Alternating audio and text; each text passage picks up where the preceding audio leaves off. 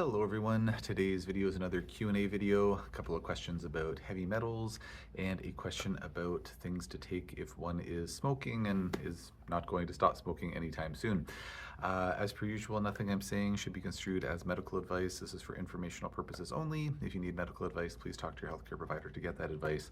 And if you wouldn't mind taking a quick moment at some point to please like, share, subscribe, and or post a quick comment on the video, I'd really appreciate it. So thanks in advance for taking a second to do that. So the first question is, have you seen high levels of mercury from hairstylists? So it's a good question, and short answer is no. But I did want to talk about this topic because I think it's an important topic to pay some lip service to. So I've worked with a fair number of hairstylists over time, and I have not seen elevated heavy metals in them when we've tested, but I have seen that I have a number of patients with some pretty debilitating neurological symptoms that happen to be hairstylists. And I don't know if it's a coincidence or not, but just knowing what I know about a lot of the chemicals that are out there in the world, and that hairstylists, depending on where they're working and what kind of products they're using, are exposed to some pretty nasty stuff. It's really quite sad on a lot of levels because a number of the things that are used for cosmetic purposes, whether it's hair products or perfumes, colognes, that type of thing, like people are using these things to try to enhance themselves in some way, and some of them are really, really toxic, and it's really quite sad. And unfortunately, if one is steeped in those things for a good number of hours each day, I think it's really, really bad for their central nervous systems, for their mitochondria, for their overall health. So yeah, just a little note out there to say, if you're going to see your hairstylist, maybe give them a larger tip as hazard pay. It's not good. Now I do understand, well, by proxy, because I've never been to a hairstylist myself. I go to a barber. It's pretty basic, and not a lot of chemicals kicking around in there, to my understanding. But I have talked to some patients where they're hairstylists, and then they move to more of like a greener, less toxic product line type stuff that they work with. I don't know much about those options, but evidently there are less toxic options that are out there. So anyways, I'll leave it there for now, but definitely seen elevated chemicals in hairstylists, and some of the hairstylists I've worked with have had a lot of pretty nasty neurological symptoms, and it's my heart goes out to them. So I'll leave that topic there, but any questions or comments on that, just feel free to post in the comment section below. The next one says, over a year ago, I did get a bad lead exposure from an indoor shooting range. I just did another test and my heavy metals came back okay, but I'm dubious of the results. Kudos for using the word dubious. It's not used enough in our society, I think. It was just a morning urine collection, and I think maybe my morning urine was too dilute. Anytime I take any chelators, I suffer from encephalopathy. Taking some humic acid and broccoli extract causes me mild issues. 2/3 of a dose of oral EDTA causes me pretty bad encephalopathy for a couple of hours. One of my docs wants me to do a micronutrient analysis and check for metal hapten/protein immune reactivity. Thinks I could have a possible depletion of trace minerals or a neuroinflammatory response to the liberated metals due to immune system reactivity. It's a bit above my head, but I hope we're on the right track, as these tests are very expensive, very in all caps. What's your take? So thanks for the question. I don't have any experience using micronutrient analysis to check for metal hapten/protein inflammatory reactivity. I am familiar with those tests, but I don't use them in practice. I've seen a couple of them in some patients have brought them in, but it's not something I know a whole lot about, so I won't comment on that because I don't know a whole lot about that aspect of it. What I will say, just a couple of just general comments here, is that when there's a heavy metal exposure, and that exposure happened more than, say, a couple of weeks ago, doing a random first morning urine or a random urine during the day, I guess a random first morning urine isn't totally random because it's first morning, but anyways, on a random day doing a first morning urine, that is very unlikely to show up that's not going to reflect that past exposure of metals. To really get a sense of to get a sense of whether there's any residual metal that is still kicking around in some. So if I had a patient, they had a metal exposure, like say a couple of years ago, if they came in and said, "Yeah, I did a first morning urine collection and it looked all fine," it's like, I'm not surprised. That's just telling us about your recent exposures to heavy metals. Now, granted, if someone is chock full of metal, we might see some mild elevation of some of those metals, but it's really a reflection more of what we're being exposed to on a regular basis. The metal that may have accumulated in that person's system some years ago after whatever exposure they may have had. Again, we're talking about a hypothetical patient in my practice at this point, not giving any advice over social media. They to find out if there is any stored metal, we need to do a provoked urine test, a provoked heavy metal urine test. So administering a chelating agent, then collecting a urine sample afterwards to see, what we essentially shake out of or bring out of hiding, or rustle the bushes to kind of bring out into the open. So not surprising to see a normal first morning urine collection if an exposure was from quite some time ago.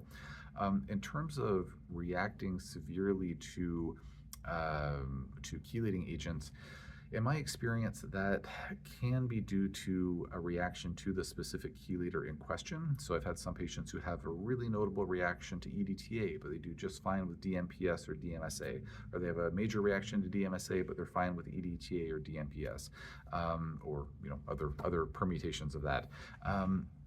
So it's something that granted, one could potentially, if they're mobilizing metals, be having some, crazy reaction to the metal itself. There might be some immunological reaction happening there, but generally speaking, to my understanding, chelators hold onto those heavy metals with a fairly high level of affinity. So they're not like, it's not like if, say, you were, one was, holding a big pot of water and, the water's right up to the brim and you're walking along and the water's kind of like sloshing over the edges.